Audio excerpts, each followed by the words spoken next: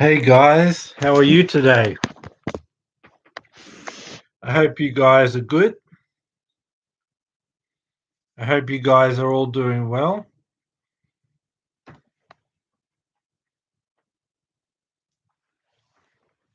Sorry about that, guys. Yeah, so let's get into it. I've got Roger Federer news. I've got a review of the Monte Carlo Masters final. And I've also got I'm going to preview the Belgrade, I think it's the Serbia Open, the 250 there. We've got the 500 in Barcelona, the Barcelona Open. There'll be fans in Barcelona. There won't be any fans in Belgrade. So basically, that's it. Yeah, sorry about that, guys. So let's get into it.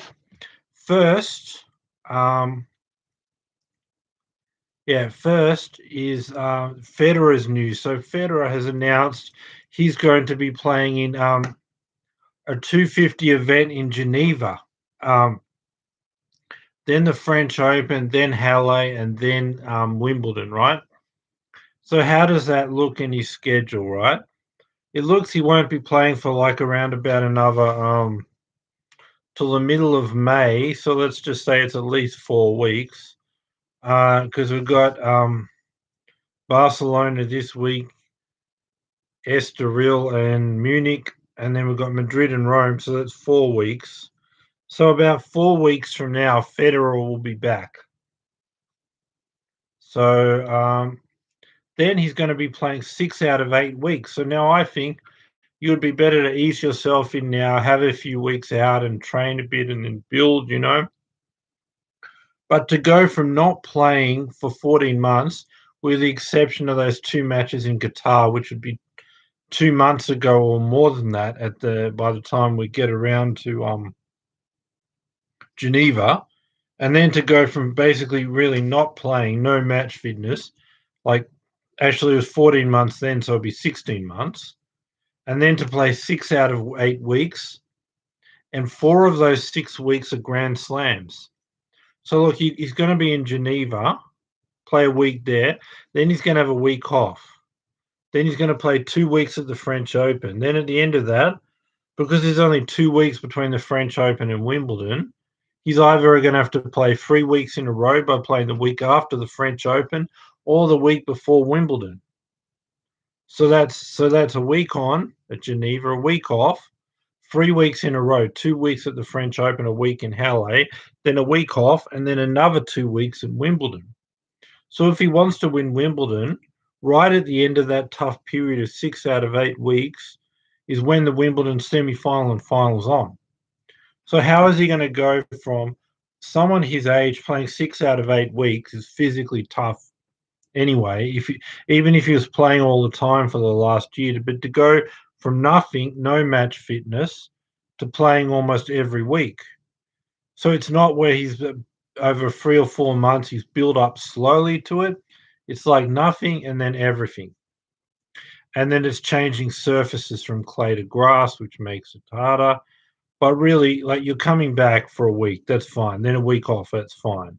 But then you've got 3 weeks in a row on different surfaces, then a week off, and then you're going to go another 2 weeks. Physically, that's hard for someone young. But for someone who hasn't played for about a year and a half and is about to be 40, for me, I see it's impossible. And physically, you'll break down, you'll be at the worst at the end of all that, which is the second week of Wimbledon, which is what he's trying to win.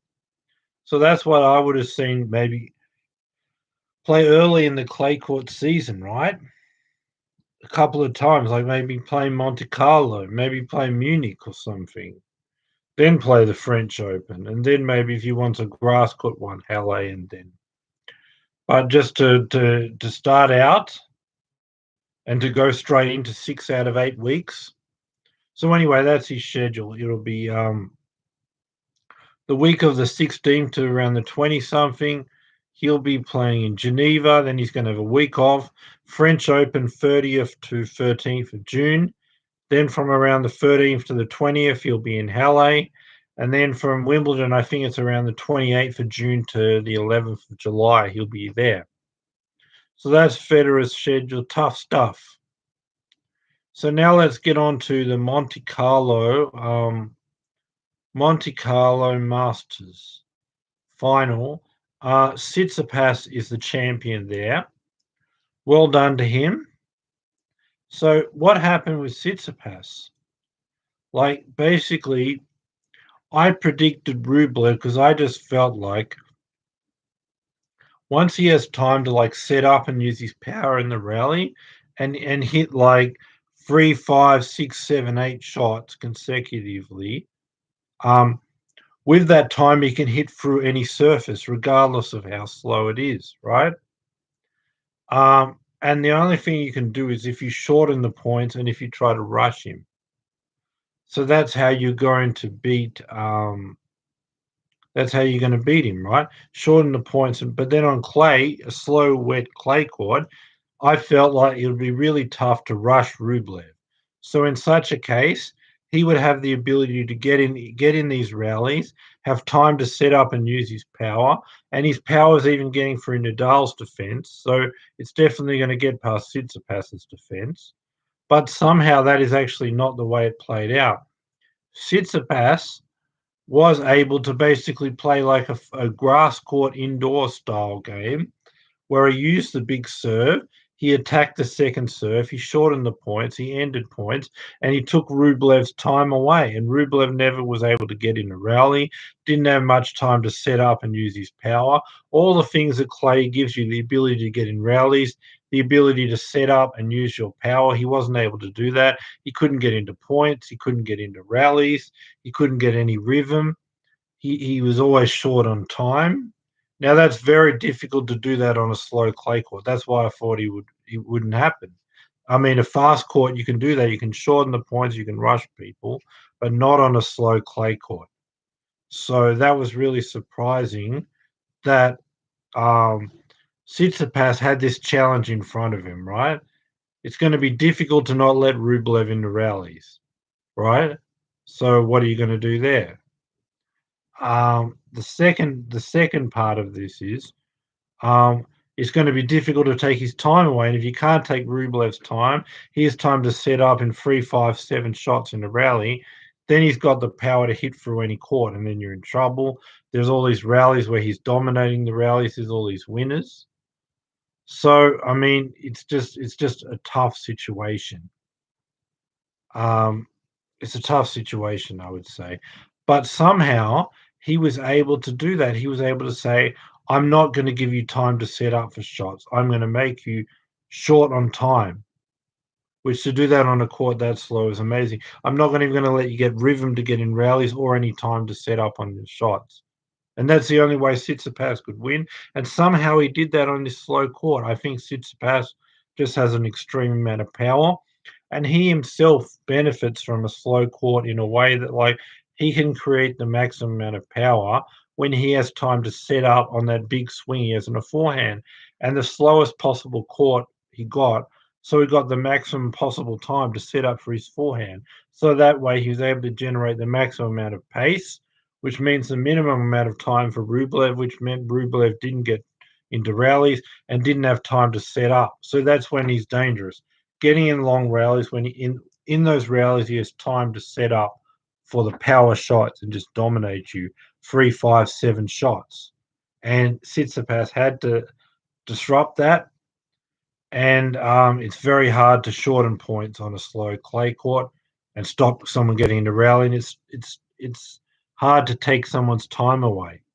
Where if they have time to set up on the power, they're just going to get it right by you. But he was able to stop the rally, shorten the point, and take the time away like you would on a fast court, not even on a fast clay court, a slow clay court.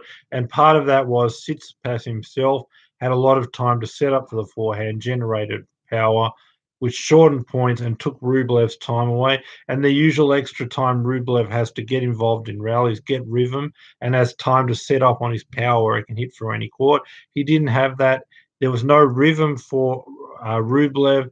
There was no time to set up on his shots. He couldn't use his power. He couldn't get in a rally. He couldn't have Rublev. He couldn't. get power. So there was no rhythm from Rublev. There was no time to settle in rallies. He was always short on time. He didn't have time to set up any shots and get his power because Tsitsipas said from the very first point, "I'm going for it." And if the point's not over, you're in a terrible situation. You're just fighting to survive. You're never feeling comfortable getting rhythm, getting the shots going, getting involved in rallies, getting rhythm, having time to set up, to have powerful shots within those rallies. You're always scrambling to just keep the point alive, and you're always under pressure. And it's just a matter of survival. There's not a time of getting rhythm, getting involved in the point, and in that rally having time to set up on a slow court with your power. He never had that. It was always survive, survive, survive, scramble, stay in the point, and just make it last one more point, and then Tsitsipas would just hit it harder and end the point. So basically, Tsitsipas was able to take his time away on a slow court and keep points short, not allow Rublev into rallies, and not allow Rublev the time to set up for his powerful shots within the rallies. And Rublev never had winners, never had rhythm, never got involved in rallies much, and never had time to set up for his powerful shots in the rallies. But against Nadal, that was perfect for Rublev because Nadal wanted to rally, he wanted to rally. They would both get in rallies, they would both find rhythm on the rallies, and it would just come down to who has more power to sort of get through the slow court of the defense, and it was Rublev. And Nadal had played one tournament in 5 months, and he didn't have the rhythm there. So basically, that's what happened here. And Tsitsipas played one of his best two tournaments of his career. World Tour Finals 2019 and this, I think they're the best two. They're on about an equal level. But it's really impressive to get past this challenge of Rublev. A challenge like Rublev will always have time to get in rallies. He'll always have time to set up with power. And once he has the time, you can get through any court. Nadal struggled with it, but Tsitsipas was able to say, you're not getting any rallies. You're not having any time to set up for powerful shots in the rallies. You'll never find rhythm, and you're just scrambling to survive in the points. And he just did that and hit winners and served great and attacked the second serve. And Rublev was always under pressure, always out of rhythm, always scrambling to survive, and you couldn't win like that. But it was just basically like the ideal attacking game to shorten points on a fast court.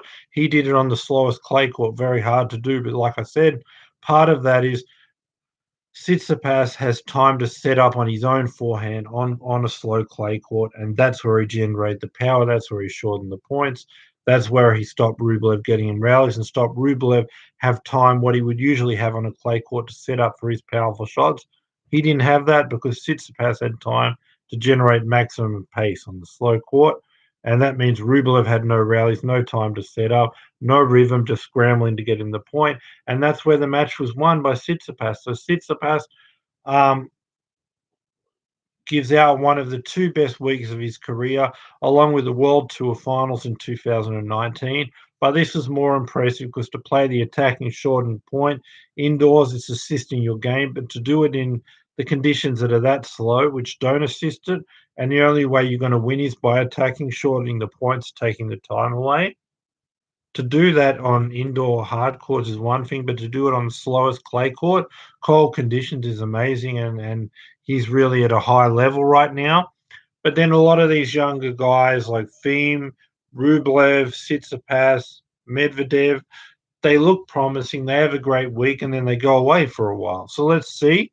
This is the start of a clay season. We're keeping the same surface. Can Tsitsipas sustain this?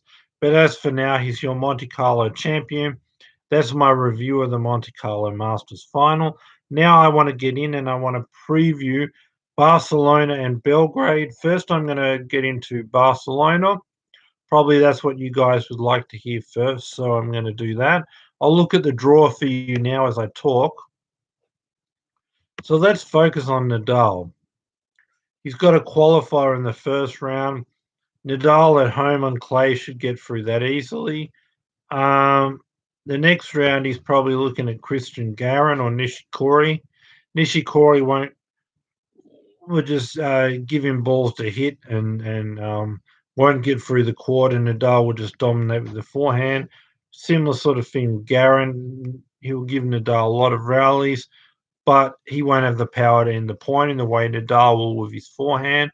So Nadal will constantly be able to get in rallies, find rhythm, dominate with the forehand, and always have time to set up with the forehand. Even when you go to the backhand, he'll have time to sort of run around, hit forehands if he wishes, or hit backhands. He'll just have complete control of that. So he'll basically move through to the quarterfinals, where most likely he's going to play Goffin. Now, Goffin on a clay court, he's got more of an attacking game. The serve, the sort of game Tsitsipas did at Monte Carlo. Serve, attack, shorten the points. He can't stay in long rallies. Doesn't have consistency on the clay. This kind of court won't suit Goffin to use a serve and attack and shorten the point. So he's going to have to try to go for too much, too close to the line, too much power, and he's going to get a lot of errors. And if he doesn't, Nadal will dominate with a forehand. Doesn't have the defense here. And then if he tries to come to the net, he'll be passed. Won't get hardly anything out of his serve. Nadal stands far back on a slow clay court. So he'll either be going for too much or Nadal will be dominating with the forehand in rallies and he won't have the defense and he won't really create too much pressure or trouble for Nadal. So Nadal will get through there in straight sets. Then Nadal's looking at probably Schwartzman or Dan Evans. Let's just say Schwartzman. I mean, Schwartzman beat him on clay at the Rome Masters last year, but then was really destroyed at the French Open semi-finals. By this stage, Nadal's got his 3 matches in. He's got his 3 matches at Rome. I mean, sorry, Monte Carlo, right? He's got those. He would have got another 3 matches here, so that's 6 since the long break, and I think he's going to be getting close to his best. And he's probably going to click in, and Schwartzman again will give him rallies, will give him rhythm. They'll both be good defenders. They'll both be consistent. But he won't be able to get through a clay court to take Nadal's time away. So Nadal will find rhythm, get in rallies, but it'll be Nadal's forehand that will be able to dominate those rallies. And Schwartzman won't have the power on a clay court to get through the court to actually take Nadal's time away. So Nadal will have rhythm, have time to set up in the forehand, and both of them will be consistent. Won't make a lot of mistakes, but it'll just come to the fact that Nadal's going to dominate with the forehand. And he's going to have the shot to get through a great defender in Schwartzman and a slow court, but Schwartzman won't have that, and he won't even have it where he's getting the ball, getting through the court fast enough to take Nadal's time. So Nadal will have the time to set up on the forehand and will dominate rallies, and Schwartzman won't really get past his defense and won't even get it through the court fast enough where he's preventing Nadal the time to set up and control the rallies with the forehand. So Nadal will just hit forehand after forehand. Schwartzman will always be on the run. Nadal will have too much firepower. They'll both be consistent in the rallies, but with Nadal's forehand, too much power, and he'll just overpower Schwartzman with that forehand in the rallies. So that leaves Nadal in the finals. So now we'll look at the other side of the draw. So Tsitsipas, he'll play Munar. I mean, you should get through that. Probably play Demonar in the next round. In the quarterfinals, Shapovalov. So I see him getting through to the semifinals. Rublev. I mean, he's got a lower ranked player. Probably playing Manarino in the second match. Sinner in the Um, yeah, probably play a Gut in the quarterfinals. That'll be the first big test for Rublev. They met in Monte Carlo, and they played quite a good match. There was a lot of the thing is, this Goots just want to get involved in long rallies, and he will give on a clay court against a Goot who just wants to be in those rallies. Rublev will have all the time to find rhythm and be in the long rallies, and it's just going to come down to two guys consistently being involved in long rallies. They want to play that kind of game, but who has the power to finish the points? And it'll be Rublev again, because they'll both be just as consistent, just as fast. They both be involved in long rallies, but in the rally shots, Rublev will have more power. He'll overpower a Gut. They'll both be pretty equal on the consistency, the shot tolerance, the defense, but on the power of the shot to actually end the point and get past each other being good defenders. Rublev will have more power to hit through this slow court and a good defender than a Gut is. That'll be the difference. They played a close match in Monte Carlo. They'll play a close match again. Like I said, defense, consistency on the shot will be equal, but the difference will be that extra power um, from Rublev. Yeah, that'll win it out, and just they'll do everything equal: defense, shot tolerance, consistency. But one guy will have a bit more power on his shot to get through the slow court and to get through the great defender, and that'll give Rublev um, that'll give Rublev the win there, and he'll get a rematch against Tsitsipas here, and then so when looking at this, I've got Nadal in the final, and I've got Tsitsipas against Rublev in a semi-final. And now we've got a rematch of what we saw in Monte Carlo. This court is a bit faster, so his ability from the serve and the attack and shortening the points and all I said about the Monte Carlo match, it'll be even easier for him to do that, to attack, shorten the point, take Rublev's time away. Uh, Rublev won't get any rhythm. He won't have time to set up on his powerful shots because, like I said, Tsitsipas did it to him on a slower court.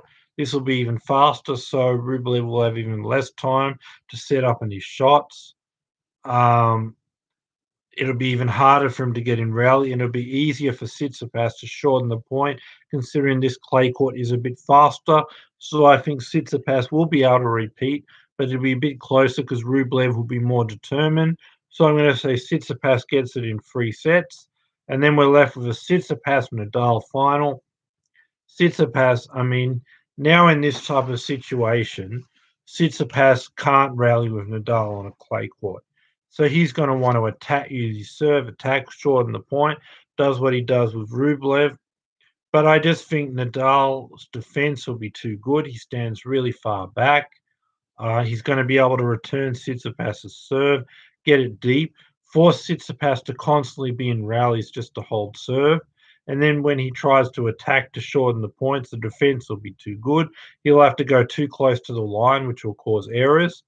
And then if he doesn't go too close to the line, get in rallies, Nadal's going to have time to set up and hit forehands. And then the constant barrage of forehands, Tsitsipas won't have the defense. So the only thing will be he'll have to attack, and he'll have to attack, hit the ball harder, closer to the line than he did against Rublev, because Nadal will have better defense, will be standing further back, and will be constantly turning defense into offense and then hammering forehand after forehand of the defense of Tsitsipas. And then with the fact that Tsitsipas can't hit the ball, like on a hard court, to the right, to the left, quick, take his time away, and won't be able to get much of his serve because Nadal will be getting them deep and forced him to constantly get into rally after rally after rally just to hold serve. That pressure is going to break him. And then, like I said, won't be able to just hit it hard to the right, to the left because Nadal's defense is too good. And his only way is to hammer it so hard near the lines and have a risk of errors. And then when he doesn't do that, he won't be getting the ball through the court. He'll be forced into long rallies. Nadal will dictate it with the forehand, and for him to use his serve more and attack and shorten the point and get it through Nadal's defense, he needs a faster court. And if he's not getting that, he needs to go harder and closer to the line, which is more errors. And if he doesn't do that, then Nadal gets in the rally, uses his forehand, and then when Nadal's hammering forehand after forehand, he can get past Djokovic's defense or anyone. So Tsitsipas won't be able to get the ball through the court fast enough to stop Nadal doing that. And for him to do it, he'll have to go too hard, too much power, too close to the line, or be errors. So we'll see Tsitsipas losing these long rallies, then not wanting to be in them and going hard, close to the line, and errors. And we'll also see Tsitsipas not being able to get really anything out of his serve because Nadal's return on clay is too good. So Tsitsipas, since he's playing really well, I'll give him a set. But if he's not at that level he was in the final of Monte Carlo, it would be straight sets. But I'll say Nadal's going to get it in 3 sets, and Nadal's going to be your Monte Carlo champion. But like I said, Tsitsipas needs his serve to be a factor. It won't be. He needs when he's hitting the ball hard to the right or the left, it's taking Nadal's time away, getting through his defense, right? And taking Nadal's time away to hit forehands. He won't be able to do that, take the time away for Nadal to hit forehands, get past his defense. He won't be able to use his serve much, and Nadal will force him to rally just to hold serve. And Nadal's going to be hitting forehand after forehand that gets past even Djokovic's defense. So Tsitsipas will be in big trouble there. And the only way is, like I said, if you hit the ball maximum power on or near the line to stop Nadal getting in these rallies, dominating with the forehand, but then you have errors. And the serve not being a factor because it's clay, and not being able to take Nadal's time away as a factor. And it's like either long rallies that Nadal dominates or Tsitsipas having to hit lines at full power and getting errors. And either way, it Tsitsipas's errors or Nadal dominating the rallies. So we end up with Nadal winning in 3 sets, but only if Tsitsipas can produce that level again. If not, it's straight sets for Nadal. So that's my video for today. So subscribe, bell notification, thumbs up, guys. Have a great day or night, and really be back for more videos. I'm really trying to interview Roger Federer, but I'll definitely be doing a preview of the Barcelona semi-finals and the Barcelona final. And Belgrade, I'll be doing a preview of the semi-final and final. Actually, I almost jumped the gun for a minute. I'm going to have to preview Belgrade just quickly because this is basically Djokovic's tournament. So Djokovic, I mean, he's basically there's no one really of note. I mean, he could get Karatsev in the semi-finals. All the other guys are just low-ranked guys that are not going to give him any trouble. You get past Karatsev. Berrettini is the only other top 10 player. Berrettini should really get into the final. We should be left with a Berrettini-Djokovic final. Berrettini's only game, he doesn't have any movement in the court. He has to dominate with the serve. His serve has to be a big factor. And then in the rallies, he has to say to Djokovic, I'm just going to hammer the ball fast and hard and just go for it, go for lines and end the point. So on clay, if your serve has to be a big factor, it's a problem. And if you can't be in long rallies, you have to just hammer the ball on the lines and shorten all the points and have a day where you just get hot to stop yourself being in a rally because you can't be in the rally because you don't have the movement. And also you can't be in the rally because Djokovic is way too good at rallies and you're terrible because you don't have the movement. So you're going to have to hammer the ball near the lines. You're going to have to hit all these winners and shorten the point, and your serve's going to have to dominate. That's not going to happen on clay. Djokovic, the combination of Djokovic being a great returner and you being a bad rally, that great return of Djokovic will force you to get in rallies. Firstly, the slow clay court will make it easier for Djokovic to return. He'll get back more returns than he would on a hard court, right? So Djokovic gets back big serves and forces them into rallies on a fast surface. So on clay, it'll be easier. So we get even more serves back and force Berrettini into more rallies. So now Berrettini doesn't have shot tolerance, doesn't have consistency, doesn't have any movement on the court, has to just hammer the ball on all the lines and just have an amazing day with winners. On a slow clay court, even that's hard to do. The reality is Djokovic will be getting back his serve, forcing him into rallies. He'll be hammering the ball on the lines because he can't be in a rally, and he'll probably miss a lot, and Djokovic will win it in straight sets.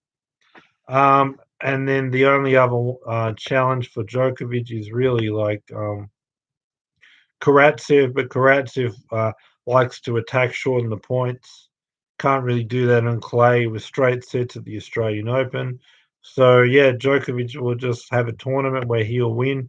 Berrettini will be the only challenge, but he needs a fast surface to use his serve and attack and shorten the points and not be in a rally because he doesn't have shot tolerance or endurance or speed, but he won't get that. His serve won't have much impact. His attacking game won't have much impact. He'll be forced into rallies and won't be able to do anything from there.